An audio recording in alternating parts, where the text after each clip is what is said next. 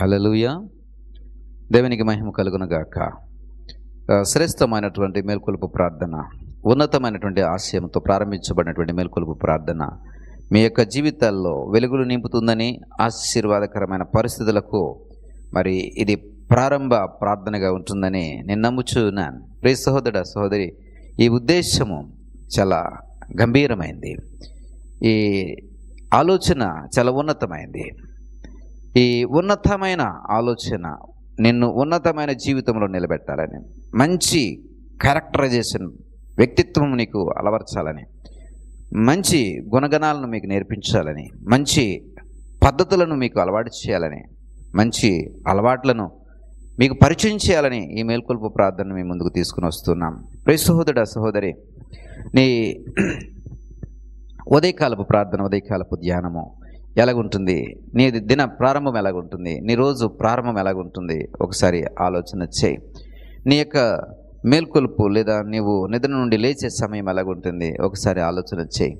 ప్రియ సహోదర సహోదరి, 19వ కీర్తనలో అంటాడు ఏమిటంటే, పగటికి పగలు బోధ చేయుచున్నది, రాత్రికి రాత్రి జ్ఞానము తెలుపుచున్నది అంటాడు. పగటి వేళ ఏముందంటే బోధ ఉంది.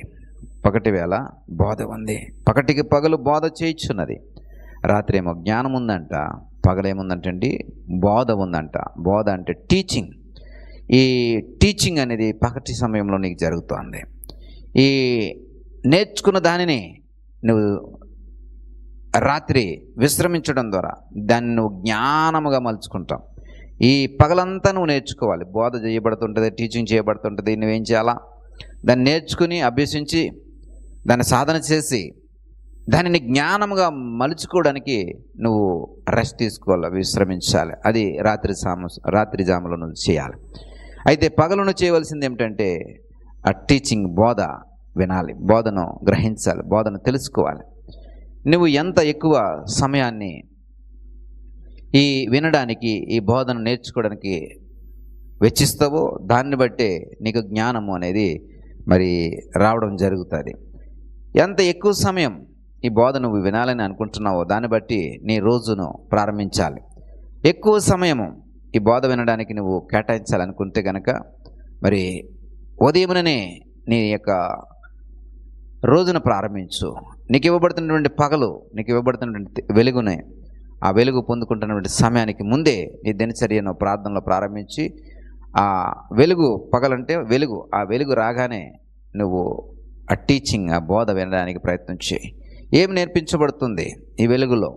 ఏం నేర్పించబడుతుంది ఈ యొక్క పగటి సమయంలో? ఏం నేర్పించబడుతుంది? అది మనకి ఏ విధంగా మన జీవితాలకు ఉపయోగపడుతుంది, మన బ్రతుకులకు ఎలాగ ఉపయోగపడుతుంది, మన కుటుంబాలకు ఎలాగ ఉపయోగపడుతుంది? ఈ బోధ వలన నాకేమొస్తుంది? ఈ బోధ వలన నేను ఏ విధంగా నా జీవితాన్ని కట్టుకోగలను? ఈ బోధ వలన నేనేమి చేయగలను? ఈ బోధ వలన ఏమి నాకు నేర్పబడుతుందని ఒకసారి మనసు పెట్టు ప్రియ సహోదరా. అది ఎంత ఎక్కువ నువ్వు నేర్చుకుంటే అంత ఎక్కువ జ్ఞానం నీకు ఇవ్వబడుతుంది. ఎంత ఎక్కువ నేర్చుకుంటే అంత ఎక్కువగా నీ బ్రతికి, నీ యొక్క జీవితానికి అది ఉపయోగపడుతుంది. ప్రియ సహోదరా సహోదరి, ఈ బోధ వలన నువ్వు మార్చబడగలిగితే, ఈ యొక్క జ్ఞానం వలన నీ యొక్క స్థితి మార్చబడగలిగితే, నీ జీవితంలో చీకటి పారద్రోలబడి వెలుగు ప్రారంభించబడుతుంది. చీకటి శక్తులన్నీ కూడా సమూలంగా నిర్మూలన చేయబడి నీలో వెలుగు ప్రారంభించబడుతుంది. ఈ వెలుగు అనేక మందికి తేజస్సునిస్తుంది, అనేక మందికి బ్రతుకునిస్తుంది. నీ జీవితం అలాగా అనేక మందికి వెలుగునిచ్చే జీవితంగా ఉండాలని నీ యొక్క దేవుని యొక్క దాసుడిగా, నీ యొక్క కాపరిగా మరి ఆశిస్తున్నాను. చిన్న ప్రార్థన చేస్తాను మీ కొరకు. దయగల తండ్రి, కృప కలిగిన దేవా, ఈ ప్రార్థనలో మేము ఉండడానికి సహాయం చేశారు. ఇదిగో ప్రభా, పగటికి పగలు బోధ చేయించున్నది. అవునయ్యా, ఈ బోధ వినడానికి మేము మా మనసు నిలపాలి. మేల్కొని ఇదిగో ప్రభా, ఈ బోధ వినడానికి సిద్ధపడాలి. మేల్కొని ఇదిగో నేను ఎంత ఎక్కువ సమయం మేము బోధ వినడానికి వెచ్చించాలి, అంత ఎక్కువ సమయం వెచ్చించగలిగితే మాకు ఎక్కువ బోధ మాకు అయా అనుగ్రహించబడుతుంది. దాని ద్వారా ఎక్కువ జ్ఞానము మేము పొందుకోగలుగుతాం. ఈ జ్ఞానము జీవితాలని, బ్రతుకుల్ని, భవిష్యత్తుని కూడా మార్చగలుగుతుంది. అలాంటి ఇదిగో ప్రభా, నేర్చుకోగలిగే పగల్ని మేము ఎంత త్వరగా ప్రారంభిస్తున్నామో, ఎంత త్వరగా మేము మేల్కొని మా దినచర్యను ప్రారంభిస్తున్నామో గ్రహించుకుని, ఇదిగో ప్రభా, ఇది మొదలుకొని ఎక్కువ వెలుగు సమయాన్ని మేము పొందుకోవడానికి, ఎక్కువ వెలుగు సమయాన్ని సద్వినియోగపరచుకోవడానికి, ఎక్కువ వెలుగు సమయాన్ని ప్రయోజనకరంగా మార్చుకోవడానికి మాకు సహాయం దయచేయండి.